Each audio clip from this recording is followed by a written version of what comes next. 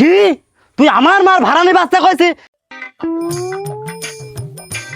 এই মা দাঁড়া, তুই আমার বোর কি কইস তাই ক। আমার বউ তুই কি কইছিস?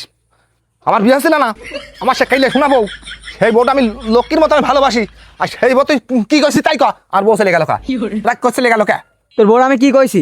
তোর বউ কোনো সংসারে কাজ কাম করবে না এই কথা কইস বলে তোর বউ যদি চলে যায় তা আমি কি করবো?